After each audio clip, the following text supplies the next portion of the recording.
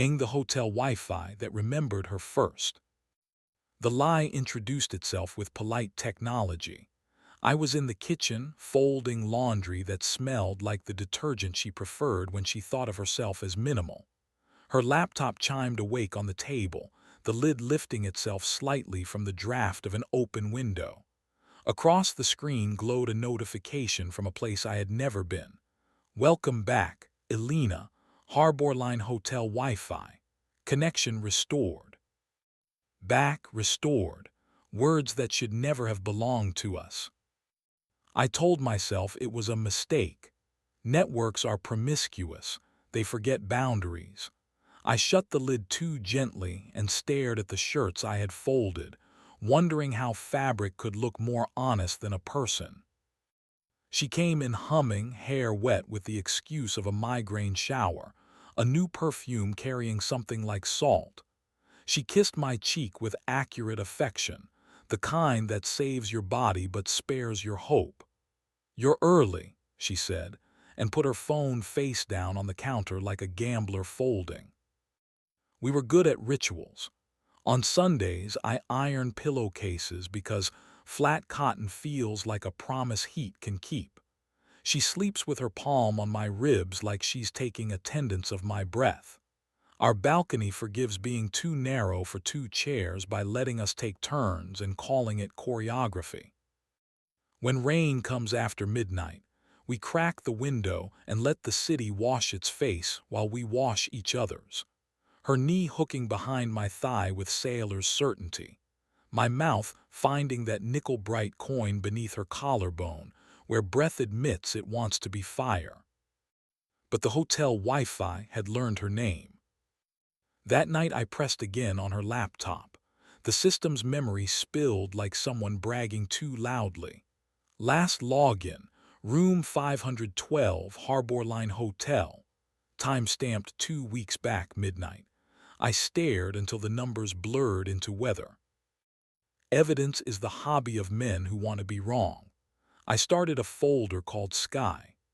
Inside went the Wi-Fi notice, a scarf folded with seminar arrogance, the candle box that pretends to be the moon, Lune Saleh, half burned under the sofa, and the voice memo she'd titled later, 21 seconds of hiss, her laugh, and a man's voice whispering my name like he was trying it on.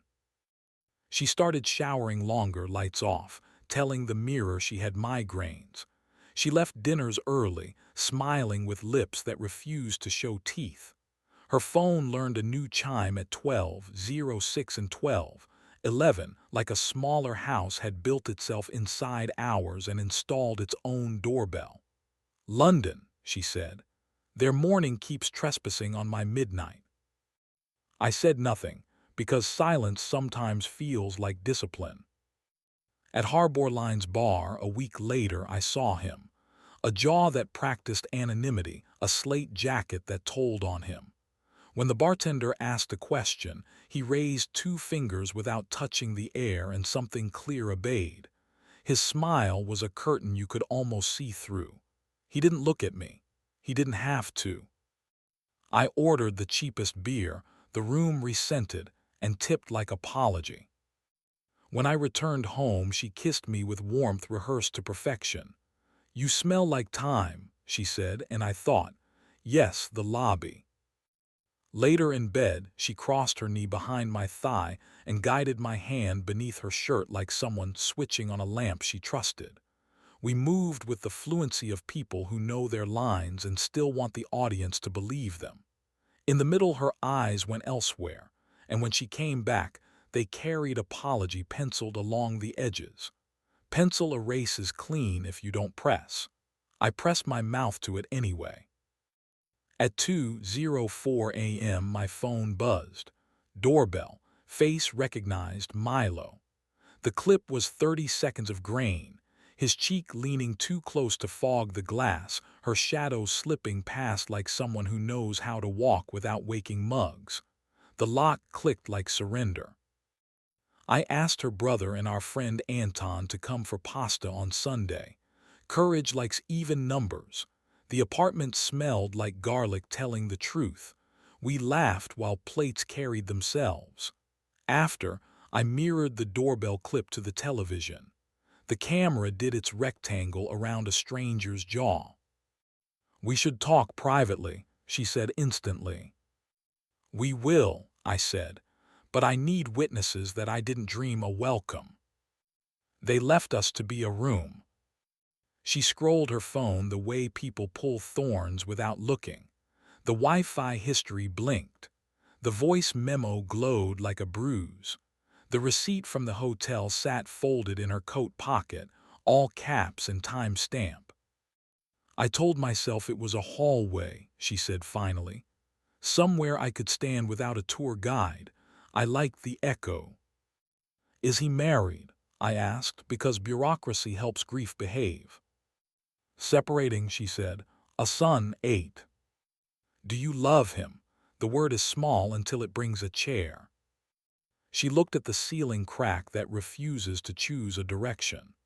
"I love who I am when I stop narrating.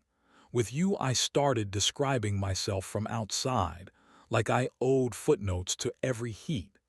He turns the placards around and says he believes the painting without the text.